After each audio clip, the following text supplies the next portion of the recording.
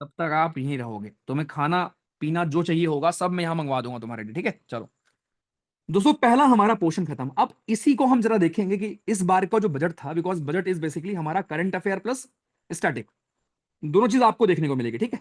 अब जो इस बार का दोस्तों हमारा बजट था, उसमें क्या क्या खास बात थी, बिकॉज वहां से भी दोस्तों सवाल पूछता है, सवाल पूछता रहा है। एक सेकंड जरा वेट करना।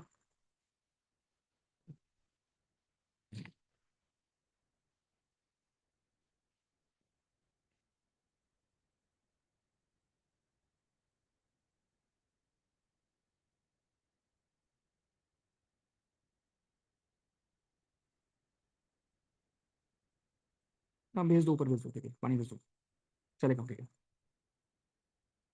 परफेक्ट।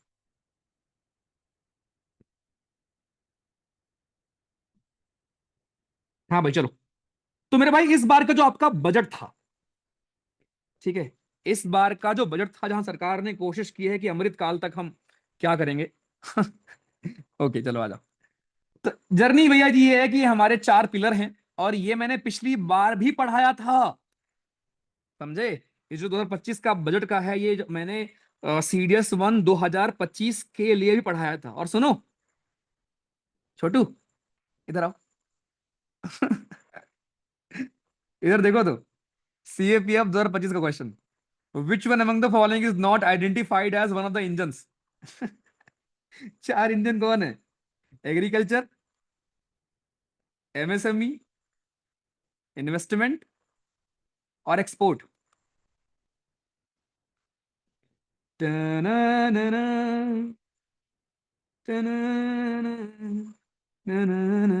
एग्रीकल्चर हो गया, इन्वेस्टमेंट हो गया, एक्सपोर्ट हो गया, और एमएसएमई हो गया।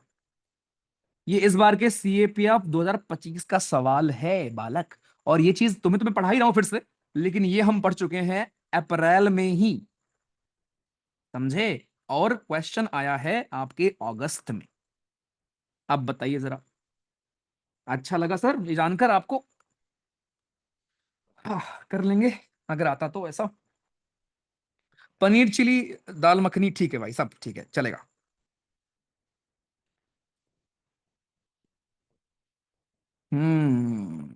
शाही पनीर तंदूरी, ओके। चलो ग्रेट,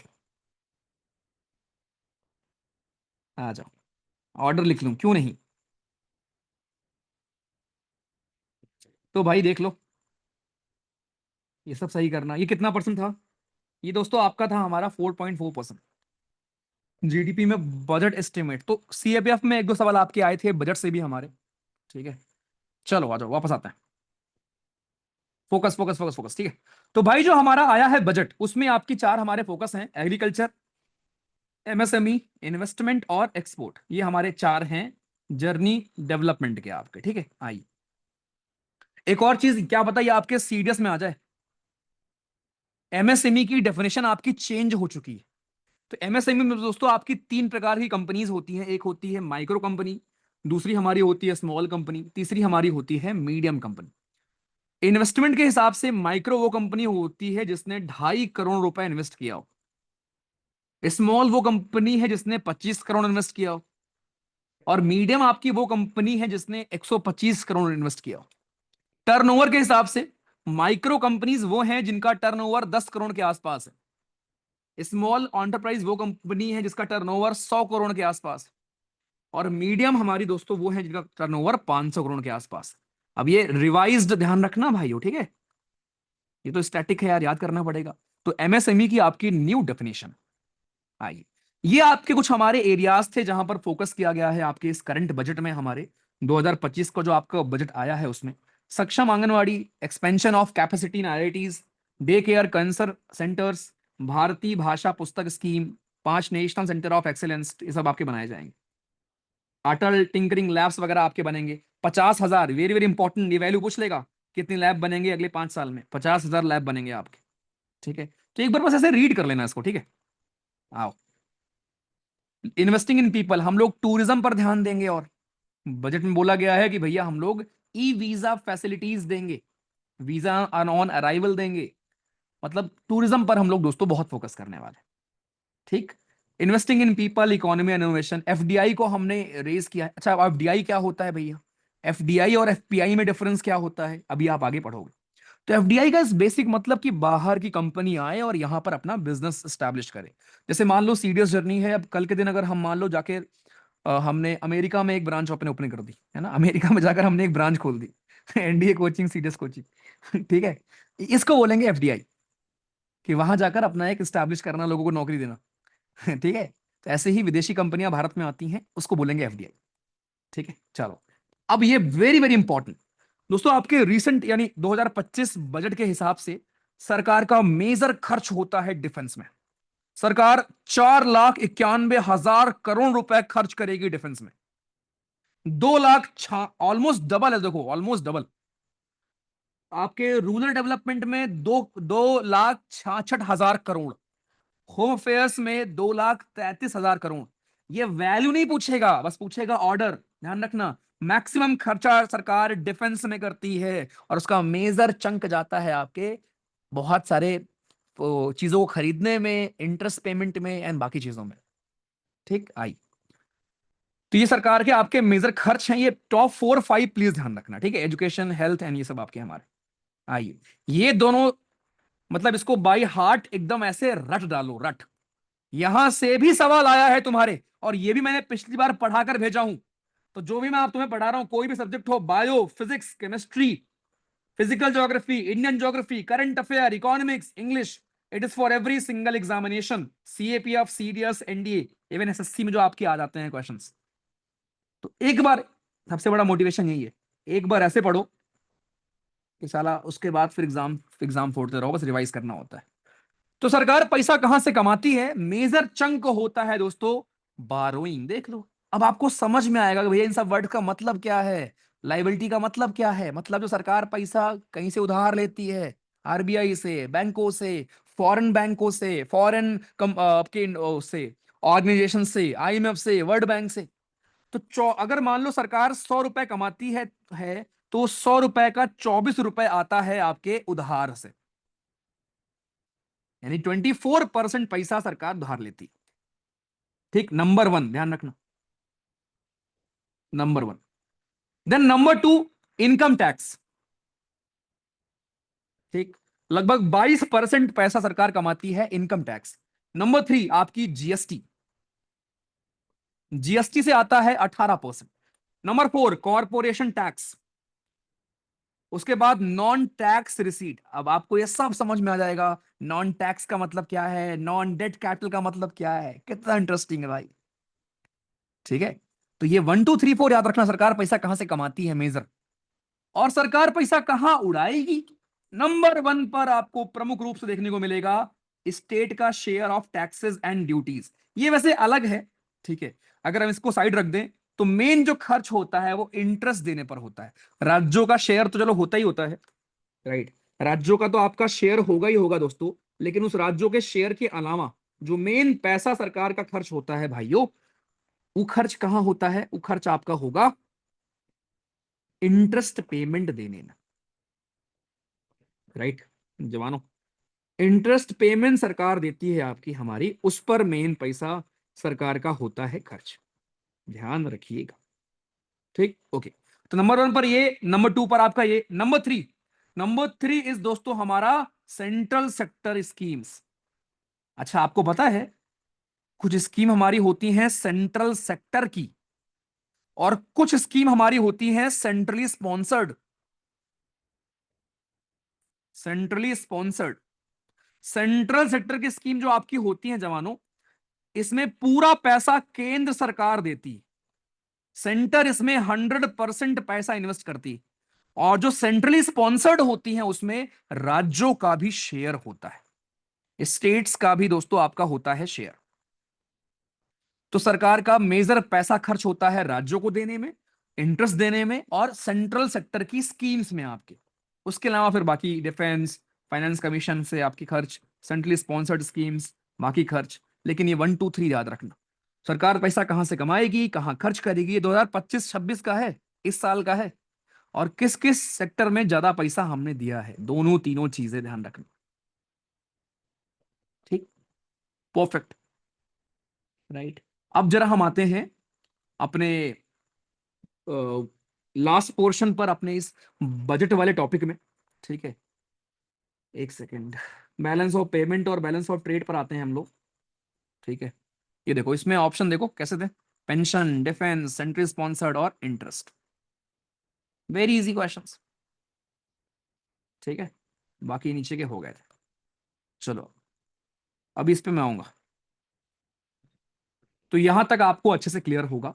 अब दोस्तों एक लास्ट पोर्शन पे आते हैं, ये पूरा budget clear, right. Last portion हमारा है इस टॉपिक का, बैलेंस ऑफ पेमेंट, ठीक है। पेमेंट का बैलेंस होना। एक बार जरा आप लोग पानी पी लो, पानी पी लो दोस्तों।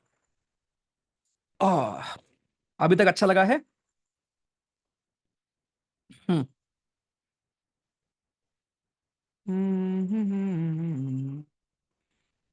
एनबीएफसी क्या लिख रहे हो?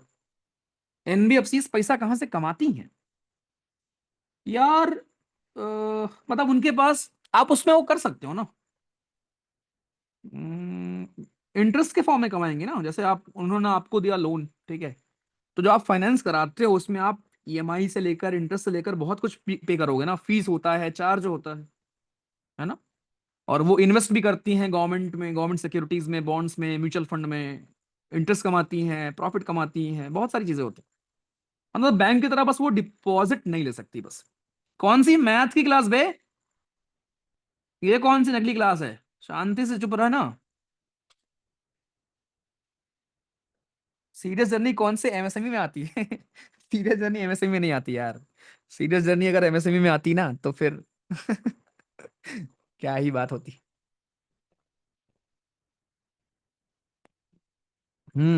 अरे भाई, मैं एसएससी के लिए नहीं पढ़ाता ना जो तुमको लगता है। हम पढ़ते हैं डिफेंस के लिए यार, ठीक है, जहां पर पेपर ही देते हैं 1 लाख लोग। एसएससी में तो 1 लाख का पेपर हो जाता है रिजेक्ट। समझे? चलो ठीक है। ऑप्शन में दोनों क्यों आएगा ओम? तुम्हें क्यों लगता है एग्जामिनर गधा है? ऐसे नहीं आएगा ना, दोनों आ जाएगा दोस्त। आनंद इंडिया में कम आता है, ये टॉपिक्स इंडिया में नहीं आते। इंडिया में ना बहुत बेसिक इकोनॉमिक्स आती है, 5 ईयर प्लान के ऊपर आ जाएगा आपका, ठीक है, बहुत बेसिक आता है, करंट अफेयर बेस्ड कुछ आता है आपका। करेंसी प्रिंटिंग की लिमिट बिल्कुल होती है यार। सीएससी जर्नी मेरे बस का नहीं भाई। 4 सवाल हो जाए तो उससे उछलना नहीं होता। सीएससी सीएससी है दोस्त। हाँ बिल्कुल, आईआईटीज वगैरह में जो सैलरीज वगैरह होती हैं वो सरकार पे करती है सब कुछ। बिल्कुल बिल्कुल अजीत जी। बरार सर को वेट करने दो, ठीक है, तुम चुप रहो भैया। जो इनकम टैक्स रेट में पैसा मिलता है वो कौन सी, उस किस में आएगा? अरे तो वो तो यार नॉर्मल जो आपका फंड होता है उसमें जाता है, ठीक है। वो कमाई का जरिया नहीं है ना, वो तो रिकवरी है। उसको रिकवरी हम मानेंगे, कमाई थोड़ी ना मानेंगे उसको। चलो भाई आ जाओ। बहुत बेहतरीन टॉपिक आप पढ़ने वाले हो, बैलेंस ऑफ पेमेंट। पेमेंट का बैलेंस क्या होता है, राइट। पेमेंट का दोस्तों आपका हमारा बैलेंस क्या होता है ये आप सीखने वाले हो, राइट। कि हमारा बैलेंस ऑफ पेमेंट बेसिकली होता क्या है। पहले मैं आपको इसको सिंपल तरीके से समझाऊंगा, फिर आप बताना कितना मजा आया, ठीक है। भाई बैलेंस ऑफ पेमेंट को एक रिपोर्ट कार्ड समझ लो। जैसे आपके स्कूल में, आपको याद होगा, आपको मिलता था रिजल्ट ना, आपके स्कूल में आपको मिलता था एक रिपोर्ट कार्ड, एक रिजल्ट हमारा, जिसमें आपके ट्रांजैक्शंस होते थे, जिसमें आपके हमारे रिकॉर्ड होता था कि भैया आप के इसमें इतने नंबर हैं, इसमें आप इतना फेल हुए, है ना। पूरा रिकॉर्ड कि इस टेस्ट में आपके इतने नंबर आए, किसी और टेस्ट में आपके इतने नंबर आए, एक्सेट्रा एक्सेट्रा।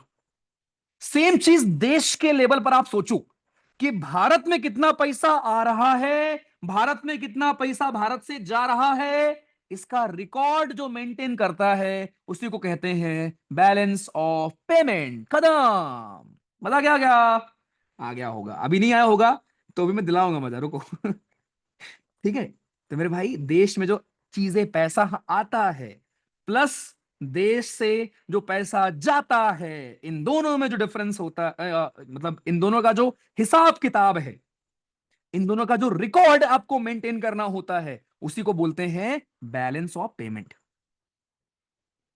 खत्म।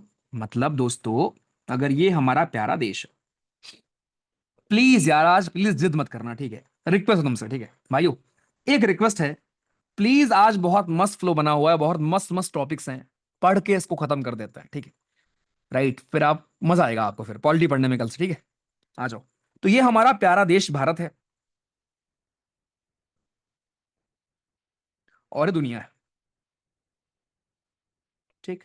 तो भारत से दोस्तों जो भी एक्सपोर्ट होकर कहीं पर जा रहा है, भारत से कोई भी चीज अगर कहीं पर एक्सपोर्ट होकर हमारी जा रही है, ठीक, या भारत में कोई चीज इंपोर्ट हो रही है, अंदर आ रही है, ठीक, ओके। तो भाइयों क्या होगा, अब देखो ध्यान समझना।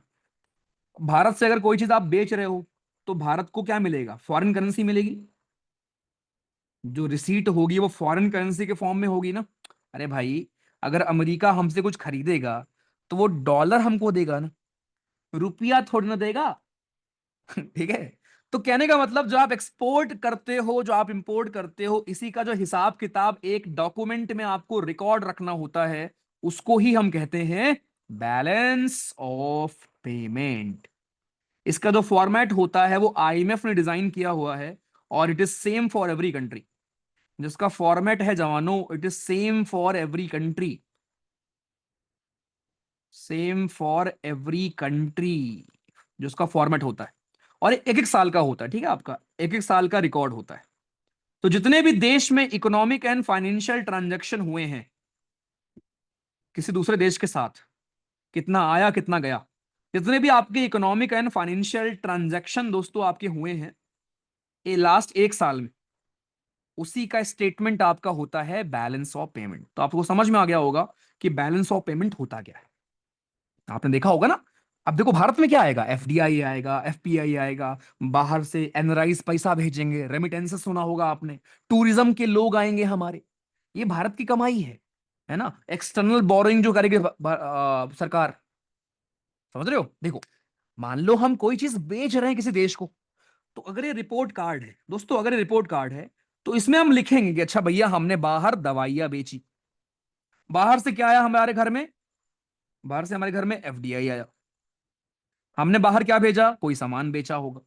बाहर से क्या आया? हमने कुछ इंपोर्ट किया होगा, ठीक है। हमने शायद उधार लिया होगा, उसका भी हिसाब किताब रहेगा। हो सकता है हमने किसी और देश को उधार दिया हो।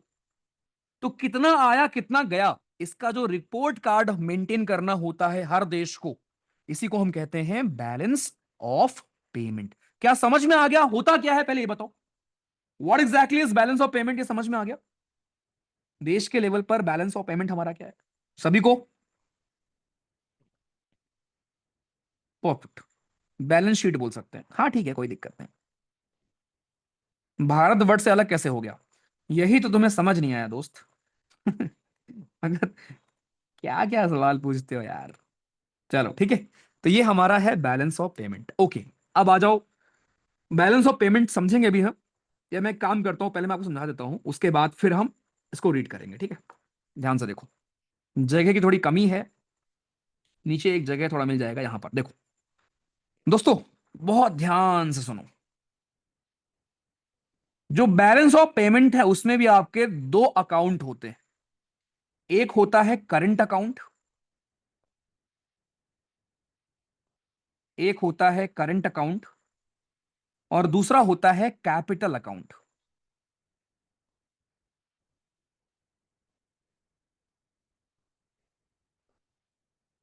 ठीक है। करंट अकाउंट और कैपिटल अकाउंट, ठीक है जवानों। करंट अकाउंट हमारा क्या है, और दोस्तों दूसरा हमारा क्या है, कैपिटल अकाउंट क्या है। जो करंट अकाउंट होता है, इसमें दो प्रकार की चीजें आप रखते हो।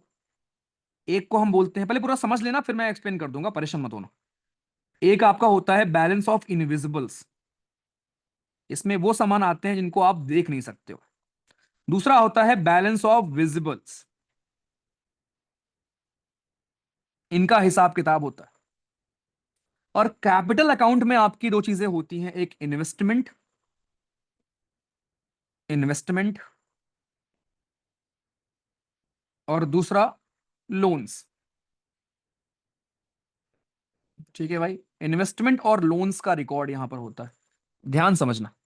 दोस्तों इनविजिबल का मतलब क्या हुआ, जैसे मुझे बताओ, अभी मैं आपको पढ़ा रहा हूं, क्या आप ये सर्विस मेरी देख सकते हो? आपको याद होगा जीएसटी में हमने पढ़ा हुआ था गुड्स एंड सर्विसेज, है ना? गुड्स एंड सर्विसेज, गुड्स को आप देख सकते हो, गुड्स को आप टच कर सकते हो, इजंट इट? है ना? कोई भी सामान आप एक्सपोर्ट कर रहे हो, इंपोर्ट कर रहे हो, उसको आप देख सकते हो ना, उसको आप टच कर सकते हो ना। लेकिन हमारी कुछ ऐसी भी सर्विसेज होती है ना जिसको आप टच नहीं कर सकते, राइट? जैसे हमारे देश में बहुत लोग ऐसे हैं जो घर से वर्क फ्रॉम होम कर रहे हैं, किसी अमेरिकन कंपनी में काम कर रहे हैं, आईटी सेक्टर में काम कर रहे हैं। तो क्या आप इस काम को देख सकते हो क्या? नहीं देख सकते ना। तो ये सारी चीजें आपकी आती हैं बैलेंस ऑफ इनविजिबल में, यानी स्पेशली जो आपकी सर्विसेज होती हैं जिनको आप देख नहीं सकते हो, और जो गुड्स होते हैं वो ऑब्वियसली आपके आएंगे बैलेंस ऑफ विजिबल्स में। ठीक है? तो बैलेंस ऑफ इंडिविजुअल्स में दोस्तों क्या आएगा? जो आपकी सर्विसेज होती हैं, कैसी सर्विसेज? कंसल्टेंसी सुना होगा आपने, कंसल्टेंसी हो गया, स्पेशली सॉफ्टवेयर के फील्ड में हो गया, है ना? भारत के कितने लोग काम करते हैं भाई, देखो विदेशी कंपनियों में हमारे बहुत लोग काम करते हैं ना, लेकिन क्या उनके काम को आप अकाउंट कर सकते हो? क्या आपको दिखता है? अब यार एयरपोर्ट पर या पोर्ट्स पर आपको अगर कोई सामान आ रहा है वो दिखेगा ना, कि हाँ भैया इतना माल आया, दो गाड़ी आई है ना, हमर कार आई है, वो आपको दिखेगा। मर्सिडीज आई है, बीएमडब्ल्यू आ रहा है, उसके सामान आ रहे हैं, पार्ट्स आ रहे हैं, वो आपको दिखेगा, वो गुड्स है। लेकिन सर्विसेज जो होती है वो आपको नहीं दिखती, राइट?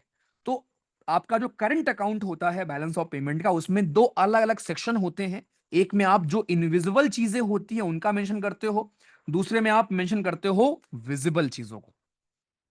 ठीक है? तो कंसल्टेंसी हो गया, सॉफ्टवेयर आपका हो गया दोस्तों, राइट? ये सारी चीजें आपकी हमारी आएंगी इसमें। ठीक? तो सर्विसेज हो गया, उसके अलावा इनकम जो आप बाहर से कमाते हो, या आपके रेमिटेंसेस वगैरह हो गए, ट्रांसफर पेमेंट जिसको आप कहते हो, ट्रांसफर्स बेसिकली, रेमिटेंसेस वगैरह आपके, बाहर से आपने पैसा घर भेज दिया, बस जो भारतीय बाहर गए हैं उन्होंने पैसा वापस भेज दिया, तो ये सब आपके आएगा बैलेंस ऑफ इनविजिबल में। अब बैलेंस ऑफ विजिबल में कहा आएगा भैया फिर? तो इसमें आपका आएगा इसी को हम बोलते हैं बैलेंस ऑफ ट्रेड। जितने भी विजिबल चीजें होती हैं इसको हम कहते हैं balance of trade.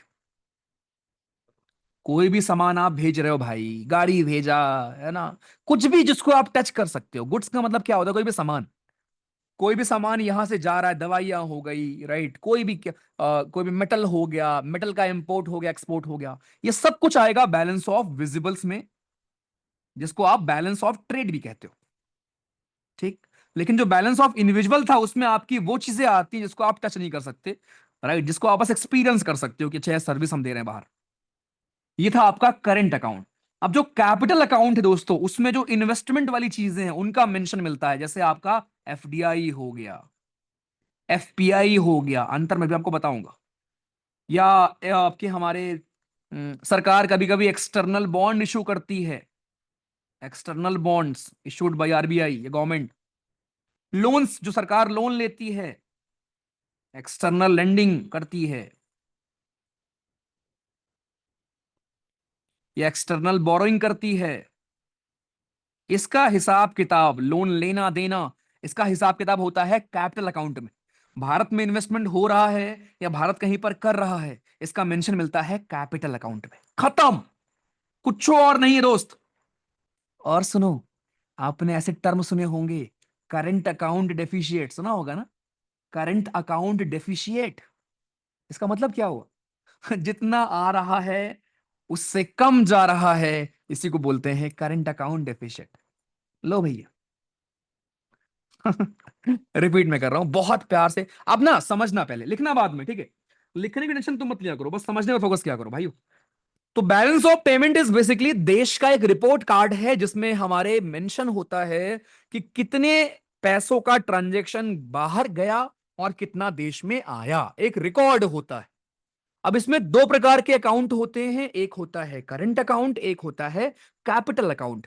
Current account में दो आपके हमारे लाइन होते हैं, एक आपके बैलेंस ऑफ इंडिविजुअल वाला सेक्शन होता है, दूसरा होता है बैलेंस ऑफ ट्रेड का सेक्शन।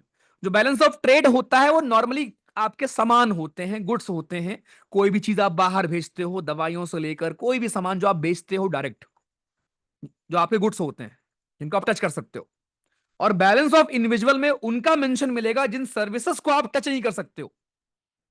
खत्म। फिर कैपिटल अकाउंट में आपको मेंशन मिलेगा इन्वेस्टमेंट का और लोन का। भारत की सरकार जहां जहां देश में विदेश में इन्वेस्ट कर रही है उसका, या कोई विदेशी कंपनी भारत में आकर इन्वेस्ट कर रही है उसका, उसका मेंशन मिलेगा कैपिटल अकाउंट में।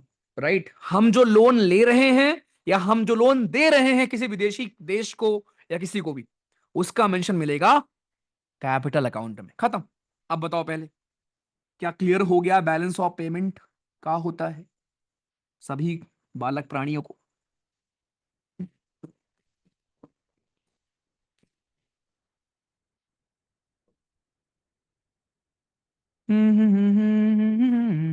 भैया जैसे आप मेरे को सीरियस जर्नी के हुडी भेजोगे तो बैलेंस ऑफ ट्रेड में आएगी ना। हाँ समझ तो गए। बदले में तुम क्या भेजोगे? पैसा। तो जो आप पैसा भेजोगे तब हमारा बैलेंस एकदम बराबर रहेगा, वरना डेफिशिएट हो जाएगा मेरे लिए। आप समझे? अगर मैं तुम्हें हुडी भेज दूंगा तुम मुझे कुछ नहीं भेजोगे, इसी को बोलते हैं डेफिशिएट।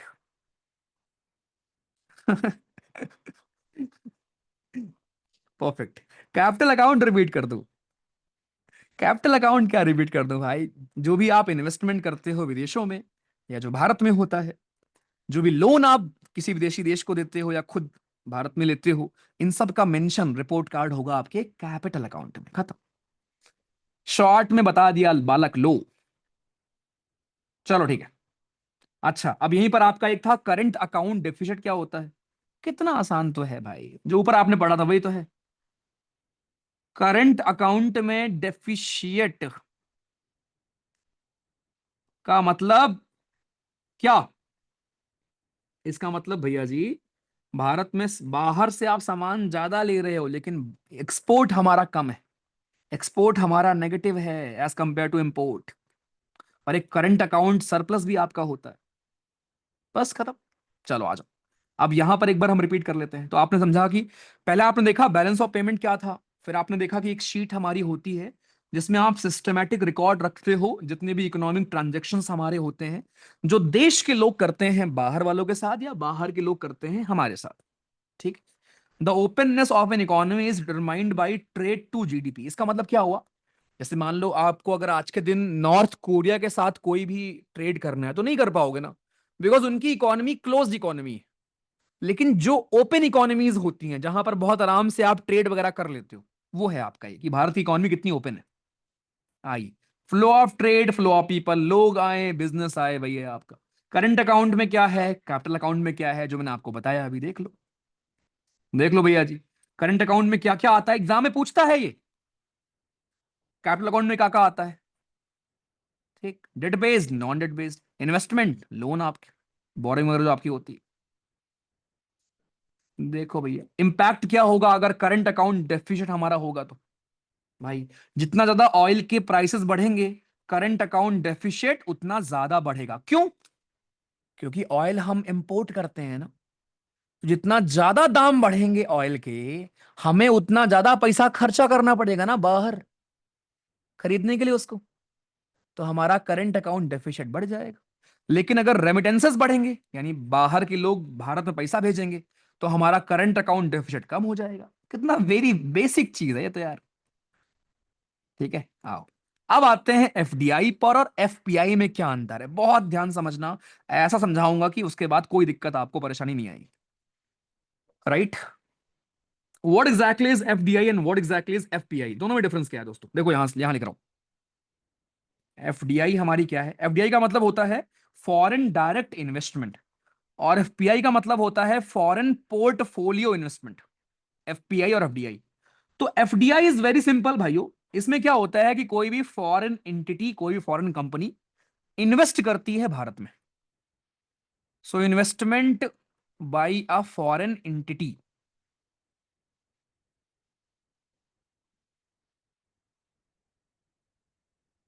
ठीक है, investment by a foreign entity हमारी, इट इज कॉल्ड एफडीआई।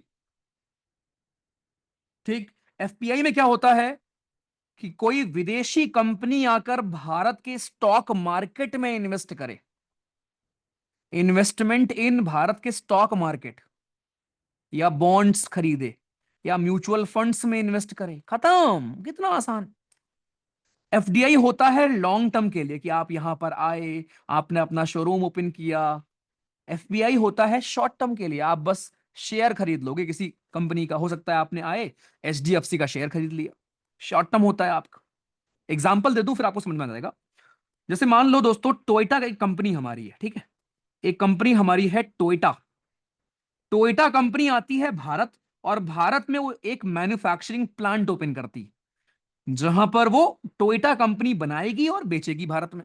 इसको बोलते हैं एफडीआई। ठीक। एफपीआई में क्या होता है, कोई फॉरेन कंपनी या फॉरेन बंदा भारत के किसी कंपनी में इन्वेस्ट करता है। कि मान लो आपने एचडीएफसी कंपनी है हमारी, एचडीएफसी का शेयर खरीद लिया। जैसे हम लोग भी एप्पल का शेयर खरीद सकते हैं, मेटा का शेयर खरीद सकते हैं, है ना। आपके हमारे उसका स्टार, उसका नाम है इसका एलॉन मस्क वाली कंपनी का, उसका शेयर खरीद सकते हैं। इसको बोलेंगे एफपीआई। कितना आसान है, खत्म, लो पढ़ डालना। और एक और चीज, भारत में कुछ सेक्टर आपके ऐसे हैं जहां पर एफडीआई अलाउड नहीं है, ये देख लेना। या आपके कुछ हमारे सेक्टर हैं जहां पर एफडीआई इज नॉट अलाउड। ठीक। और भारत में अभी के हिसाब से देखोगे अगर आप दोस्तों, तो हाईएस्ट एफडीआई सिंगापुर से आता है। और एफडीआई ही लार्जेस्ट कंपोनेंट है आपके कैपिटल अकाउंट का, बड़ी ऑब्वियस सी बात है। मैक्सिमम एफडीआई भारत में है कंप्यूटर सॉफ्टवेयर के फील्ड में, मैक्सिमम एफडीआई आता है सिंगापुर से, और महाराष्ट्र में आता है मैक्सिमम। ये कुछ फैक्ट्स हैं करंट अफेयर के आपके दोस्तों, खत्म। तो एफडीआई हो गया, एफपीआई हो गया। या आपके हमारे कुछ एक्सटर्नल डेट हैं भारत के, जो बाहर से आप पैसा कमाते हो या देते हो, नॉट एट इंपॉर्टेंट, लेकिन वही बात है कि जो भारत का बाहर किसी संस्था के साथ डेट है उसको बोलते हैं। फॉरेक्स रिजर्व क्या होता है भैया जी? फॉरेक्स रिजर्व इज बेसिकली, जब जैसे मान लो भारत ने कुछ बाहर देश को बेचा, तो वो पैसा हमें डॉलर में देगा ना, राइट, या गोल्ड के फॉर्म में देगा। इन्हीं सब का जो रिजर्व होता है उसको बोलते हैं फॉरेक्स रिजर्व हमारा, खत्म। देख लो, forex are reserves assets held by central bank in foreign currencies. Foreign currency में जो आपका रिजर्व होता है उसको कहते हैं फॉरेक्स रिजर्व्स हमारा। अब एक आपका दोस्तों हमारा एक्सचेंज रेट होता है, वेरी वेरी इंपॉर्टेंट। भाग कहां रहे हो भाई, छोटू रुको, कहीं नहीं जाना किसी को। और कोई अगर गया, सबके नाम मुझे याद दिख रहे हैं, राइट, अप्रोक्सीमेटली 1100 लोगों, कोई गया टांग दूंगा मैं, ध्यान रखना। हाँ भाई, एक्सचेंज रेट है ना, पहले आई रियली अप्रिशिएट यार, ठीक है, कि आप इतने कॉम्प्लेक्स टॉपिक को हमने इतने प्यार से पढ़ा और आप बने रहे, ठीक है, पूरा समझने में। आई रियली अप्रिशिएट इट, ठीक है। बस ऐसे ही थोड़ा भाई अपने करियर को लेकर ना, अगर सजग हो जाओ, देखो क्या जादू होता है। जादू एक दिन में नहीं होगा दोस्त, ठीक है, एक दिन में आपको जादू देखने को नहीं मिलेगा, लेकिन इफ यू बिलीव कि this is the right course of action and if you keep doing the same thing again and again, then एक दिन आएगा जब आपको दिखेगा कि वाओ क्या हो गया। चलो, अब एक्सचेंज रेट का होता है भैया जी, वही है भैया जी आपका, किसी दूसरे करेंसी के रिस्पेक्ट में अपनी करेंसी की वैल्यू। देखो, the price of one currency in terms of the other is called exchange rate हमारी। इसी को हम बोलते हैं क्या, एक्सचेंज रेट। ठीक, खत्म, नॉट एन इंपॉर्टेंट। अब एक फिक्स्ड होता है और एक आपका फ्लोटिंग होता है। फिक्स्ड का मतलब कुछ आपकी ऐसी करेंसीज हैं जिनका रेट फिक्स है, जैसे आपका गोल्ड या डॉलर भी आपका हो गया, वैसे उतना चेंज नहीं होता, कुछ पैसे चेंज हुआ तो हुआ, ठीक है। लेकिन कुछ आपकी हमारी ऐसी हैं जिनको मार्केट डिसाइड करती है। तो जो आपकी बड़ी बड़ी करेंसीज हैं जिनको आप बोलते हो हार्ड करेंसीज, ये टर्म पूछता है एग्जाम में कि हार्ड करेंसी क्या होती है भाइयों। हार्ड करेंसी आपकी वो होती है जिनके रेट बहुत ज्यादा वेरी नहीं करते, जैसे डॉलर हो गया, गोल्ड हो गया, यूरो हो गया, ठीक। और फ्लोटिंग करेंसी आपकी होती हैं छोटी करेंसीज हमारी। आई, पीपीपी आपका एक मॉडल होता है, इसमें क्या होता है, आप कन्वर्ट करते हो किसी एक देश की पैसे को दूसरे देश के फॉर्म में, बस। वोस्त्रो अकाउंट क्या होता है, ये टर्म्स हैं इंपॉर्टेंट हमारे, देखो। वोस्त्रो अकाउंट एक आपका ऐसा बैंक अकाउंट होता है जो आप फॉरेन बैंक होल्ड करती है भारत में। कोई फॉरेन बैंक जो भारत में अकाउंट ओपन करती है उसको हम बोलते हैं वोस्त्रो बैंक। हार्ड करेंसी आपने देख ही लिया क्या होता है, ठीक। आई, हॉट मनी क्या होती है, it is a currency that quickly and regularly moves between financial markets. ऐसी अरे हॉट का मतलब क्या है? राइट, यहां से वहां बहुत हो रही है। इवन बिटकॉइन देखा था आपने? जब बिटकॉइन का आपका वो आया था, अरे भाई बिटकॉइन बाय करो, क्रिप्टो करेंसी बाय करो। ठीक है, ये आपकी हमारी होती है हॉट मन।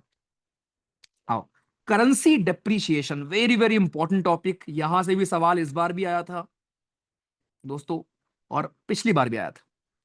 करेंसी डिप्रिशिएट होने का मतलब क्या है? आप लोग न्यूज में हर दूसरे दिन देखते होंगे, देखते हो ना, कि डॉलर के मुकाबले रुपया कमजोर हो गया, इसको बोलते हैं डेप्रिशिएट होना। हमारी करेंसी डिप्रिशिएट हो रही है एज कंपेयर टू डॉलर। तो इसका बेनिफिट क्या है? इसका बेनिफिट यह है कि सोचो, अगर हमारी करेंसी की वैल्यू कम है भाई, तो हमारे यहां पर, राइट, हमारी चीजों का जो एक्सपोर्ट होगा वो आसान होगा। लेकिन नेगेटिव क्या होगा? कि अगर हमें कुछ विदेशी सामान खरीदना होगा तो मुश्किल होगी। तो प्लीज ध्यान रखना, करेंसी डिप्रिशिएशन में आपका जो एक्सपोर्ट है वो सस्ता होता है। लोगों को सस्ते दाम पर मिलेगा ना, तो लोग खरीदना चाहेंगे ना, और लाओ और लाओ और लाओ। लेकिन जो हमें इंपोर्ट करना होगा अमेरिका से, विदेश से, वो महंगा हो जाता है। ध्यान रखना, ऑयल खरीद कर लेके आओगे महंगा हो चुका होगा। तो एक्सपोर्ट सस्ता हो जाता है, यानी एक्सपोर्ट में हेल्प मिलेगी, एक्सपोर्ट अच्छा हो जाता है, लेकिन इंपोर्ट महंगा हो जाता है। करेंसी अगर हमारी डिप्रिशिएट हो गई है तो भाई एक्सपोर्ट करना आसान होगा, इंपोर्ट करना मुश्किल हो जाएगा, कॉस्टलियर हो जाएगा आपके लिए। खत्म। अब नीचे कुछ क्वेश्चंस थे, उसको करते हैं, और फिर पूरा टॉपिक आपका मोस्ट इंपॉर्टेंट, इंटरेस्टिंग जो बोलना है बोल लो, वो टॉपिक दोस्तों हमारा खत्म है। बजट से लेकर करंट अफेयर से लेकर एवरी सिंगल चीज। देखो भाई, पूछा गया है इनमें से कौन करंट अकाउंट का पार्ट नहीं है। चलो पोल दे रहा हूं, नो रश, आराम से बताओ, सोच के जवानों, बढ़िया से बताओ।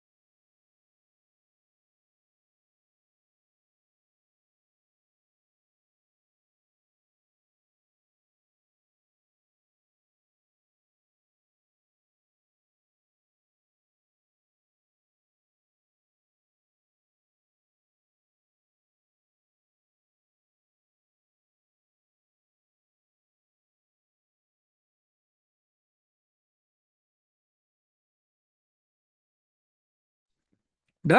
अरे क्या बात है, गुड यार। 74% लोगों ने कर लिया। जिनसे नहीं हुआ ना, बिकॉज अभी आप रिवाइज करोगे, ऑब्वियसली बहुत ओवरवेलमिंग आपके लिए हो गया है ना आज की क्लास। कोई बात नहीं, बहुत आराम से रिवाइज करोगे, इतना मजा आएगा आपको। दोस्तों इसका आंसर डी है ऑब्वियसली। तो करंट अकाउंट में आपके कैपिटल रिसीट और पेमेंट्स नहीं आते। गुड। चलो भाई, एफडीआई में इनमें से किसको आप एफडीआई मानोगे? Which one of the following would be considered as FDI? बताइए जरा।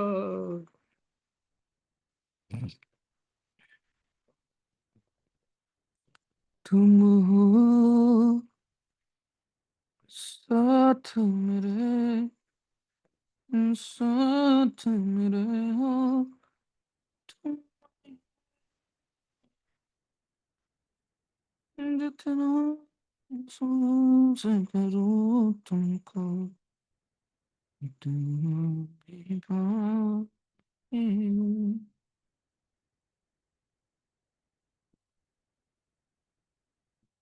आ जाओ।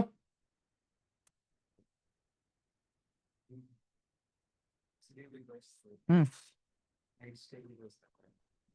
नाइट स्टे तो 12 बजे तक हो तो कहाँ पीजी तुम्हारे? तो यहाँ तुम रात में रुकोगे तो सुबह आओगे कैसे?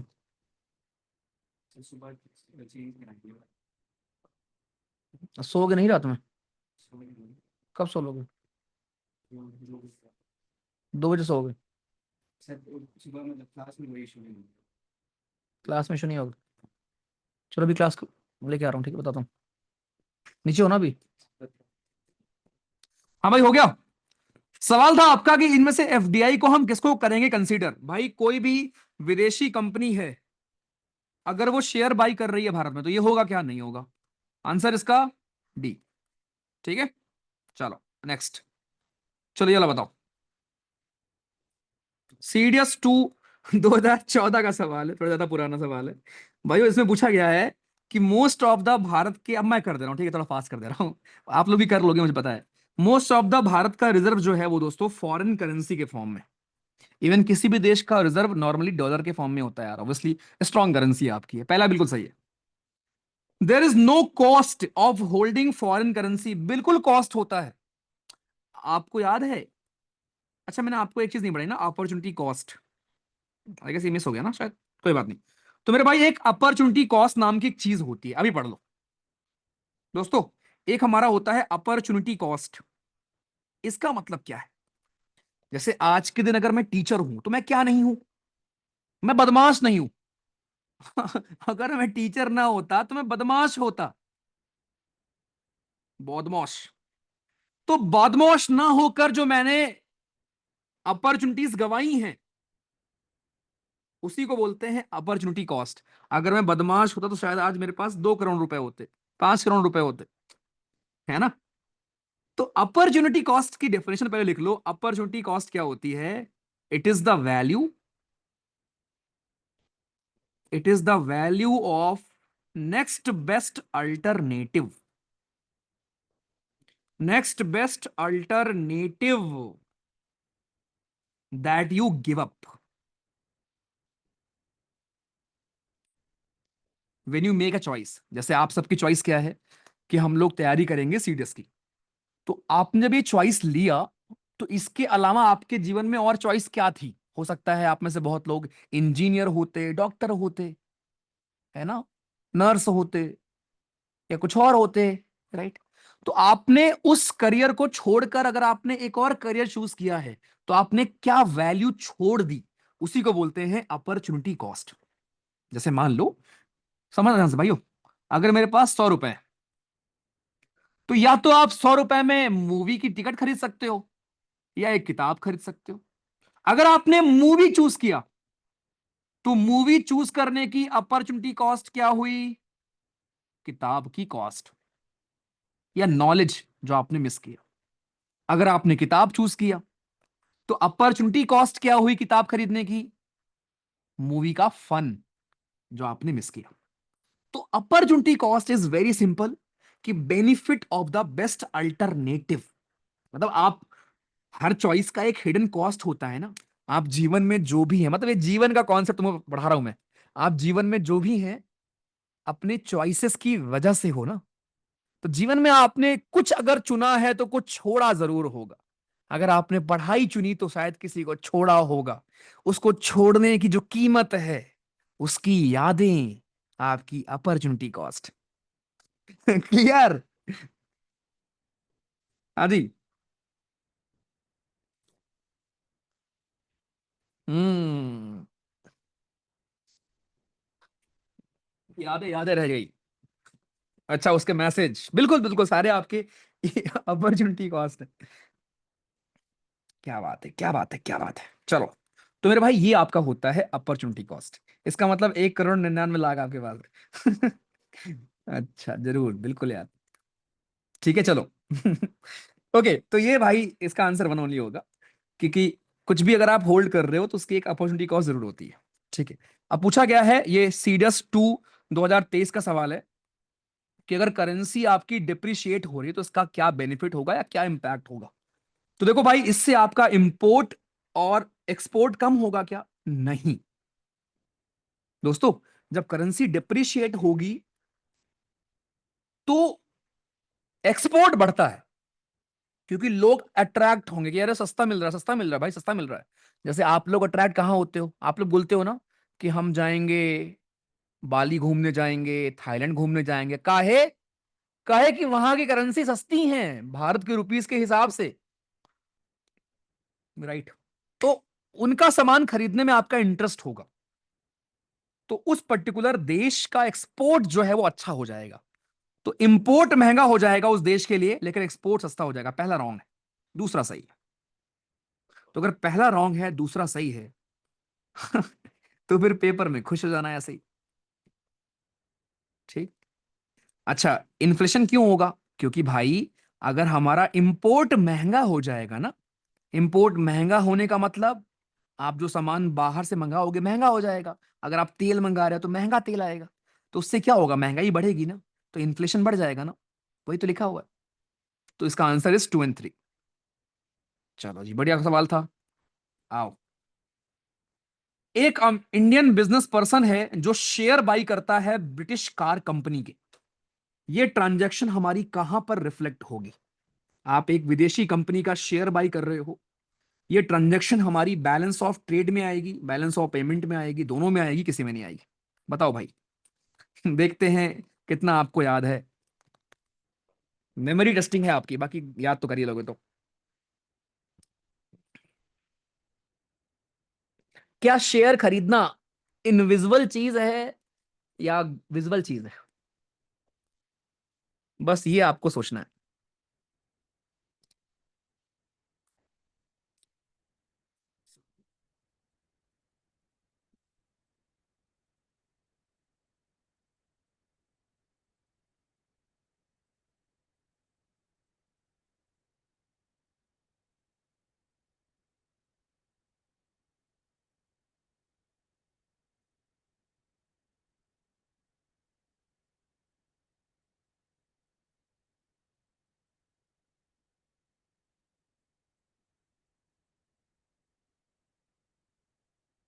डन।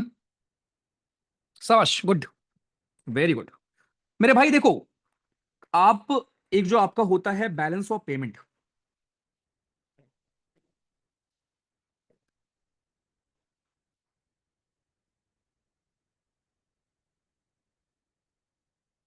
ठीक, बैलेंस ऑफ पेमेंट में दोस्तों क्या था?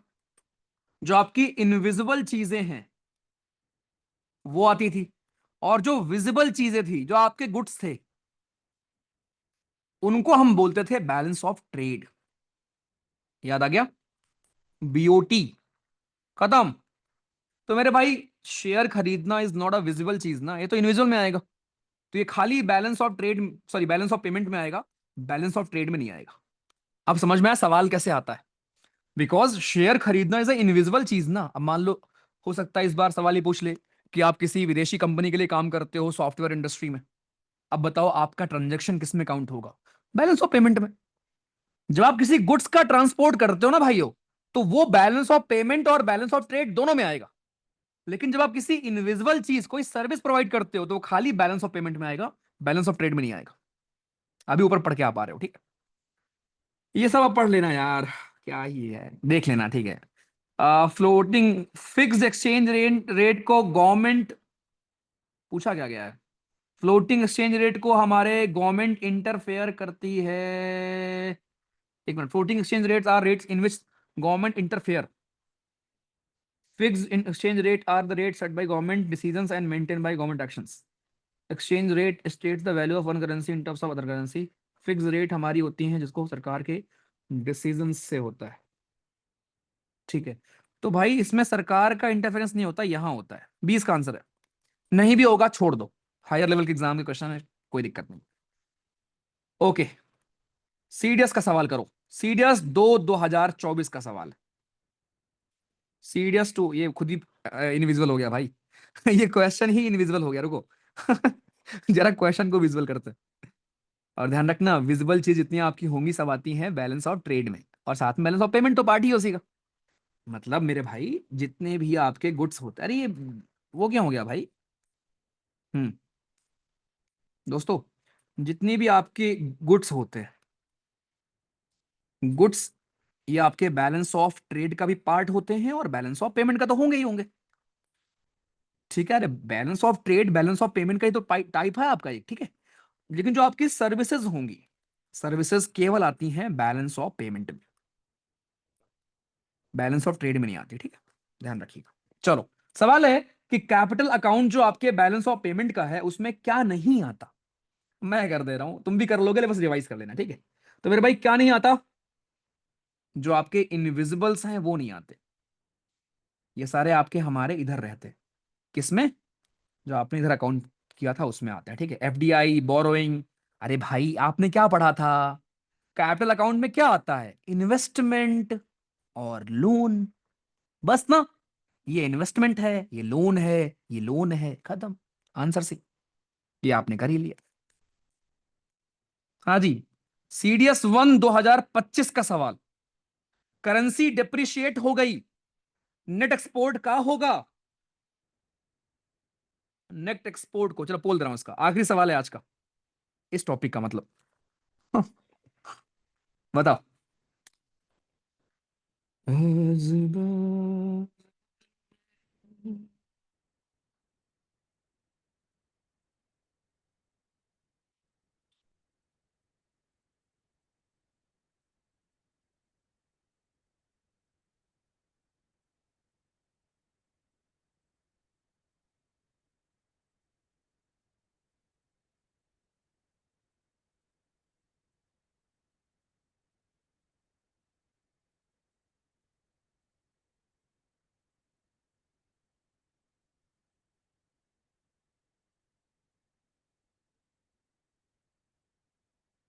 डन।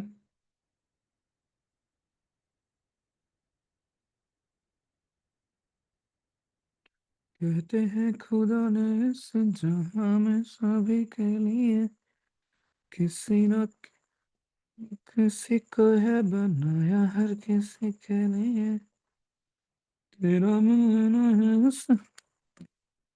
ओके भाई देखो, how can currency depreciation stimulate increase in net export. मेरे भाई कितना आसान है, एक्सपोर्ट का एक्सपोर्ट सस्ता हो जाएगा, इंपोर्ट महंगा हो जाएगा। क्या इसको ए टिक करने में किसी को दिक्कत होती क्या? यहां पर 78% लोगों को तो नहीं हुई, पेपर में भी नहीं होगी आपको अगर रिवाइज करके जाओगे तो। CDS 1 का सवाल था इस बार का, इस टॉपिक से। एक सवाल ये आया हुआ था, करंट, बस इसमें देखो ये दोनों हम नहीं पढ़ा हुआ था लेकिन स्टिल हो जाता सवाल ये, करंट अकाउंट डेफिसिट जो आपका होता है दोस्तों, ये आपके एफडीआई, क्या इसमें आता है? करंट अकाउंट डेफिसिट में कौन सा करेक्टली मैच नहीं है, तो ये बिल्कुल गलत है आपका, थर्ड ही रॉन्ग है। अब थर्ड रॉन्ग है तो फिर इसका आंसर सी होगा। नहीं यार, एफडीआई दोस्तों आपके कैपिटल अकाउंट का पार्ट होता है, करंट अकाउंट का नहीं होता, ठीक है। ओके, ध्यान रखना। अब ये कोई दिक्कत नहीं, कुछ ये टफ सवाल आया था, राइट। ऐसे सवाल में आप रिस्क ले सकते हो बिकॉज आपको थर्ड का पता है, खाली खाली आपको थर्ड का मालूम था, बाकी दो का नहीं मालूम था। ठीक है, तो आप रिस्क ले सकते थे, लेकिन नहीं भी लोगे तब भी कोई दिक्कत नहीं, इससे आपका सिलेक्शन नहीं रुकने वाला। लो भैया जी, ठीक। सो हाँ, अब मुझे ऑनेस्टी से बता दो, रुको अभी रुको। हम्म, कुछ टॉपिक ऐसे होते हैं जब एज अ टीचर आपको इश्क हो जाता है पढ़ाने से, ठीक है, स्पेशली तब जब बच्चे को दिखता है उस पर्टिकुलर टॉपिक में, और वो टॉपिक देखो, अगर मैं आपको लाइजोसोम पढ़ाऊं, राइबोसोम पढ़ाऊं, है ना, वो आसान लल्लू टॉपिक है, उसमें मुझे मजा तो आएगा लेकिन इतना नहीं आएगा जितना किसी कॉम्प्लेक्स टॉपिक को एकदम ऐसे हलवा बनाने में जो आएगा, कि उसके बाद आपके हर पर्टिकुलर एग्जाम के क्वेश्चन से लेकर एवरी सिंगल चीज, जो आपकी सो कॉल्ड टफ चीजें हैं, deficit financing, budget, current account, capital account, every single चीज, एवरी सिंगल चीज भैया जी, रेवेन्यू बजट, कैपिटल बजट, ये तुम्हें रिवाइज करना भी है, मुझे नहीं करना, तुम्हें करना है, ध्यान रखना, ठीक। और उसके बाद ये पूरा ऊपर का पोर्शन, बैलेंस ऑफ पेमेंट से लेकर 56 चीज, मतलब सो कॉल्ड जो आपकी टफ चीजें होती हैं। अब बता दो, आई नो 3 घंटे हो गए हैं, मैंने आपको बहुत रोका, बट मजा आया क्या? अरे गुड नाइट, रुक जा। पहले लगता था ऐसे ही कहते हो, पर अब सच में प्यार करवा दिया। तो तुमको लगता है पहले ऐसे करता हूँ, मारूंगा ना तुमको मैं। कॉम्प्लेक्स लगा ही नहीं। क्या बात है, क्या बात है, क्या बात है। छुट्टी नहीं हुई, छुट्टी किसने बोला बे? ये तो मैं पूछ रहा हूँ, एक टॉपिक खत्म हुआ इसलिए। तुम्हें क्या लगा छुट्टी? अभी रुको, बैलेंस ऑफ पेमेंट हुआ ना, रुको रुको, एक और चीज। भाई मजा आ गया, कुछ भी बोलो यार, मजा तो आ गया। क्या कहते हो? और इसी मजा को दुगना करने के लिए हमारे बीच पधार चुके हैं हमारा लास्ट टॉपिक, टैक्सेशन। क्या कहते हो? और आज चलेंगे बाजार भी भाई, रुको रुको। आज बाजार में, क्या कहते हो भैया, 3 घंटे को 4 घंटे बना दे? अरे तो क्या हुआ, एक दिन 8-9 घंटे पढ़ लोगे तो कुछ हो जाएगा क्या? पढ़ लें बताओ? एक बार जल्दी बोल दो कि भैया पढ़ लो, जल्दी बोलो। तुम अगर मना कर दोगे तो नहीं पढ़ाऊंगा मैं, लेकिन मुझे पता है तुम मना नहीं करोगे। ब्रेक वेक नहीं होता मेरी क्लास में, कौन सा ब्रेक वेक? 3 घंटे में ब्रेक? पढ़ लेना, अरे पढ़ लेते हैं। चलो ठीक है। ओके। लाइब्रेरी में हूं, घर दूर है। कोई बात नहीं। भाइयों सुनो, देखो इसमें पढ़ना क्या है।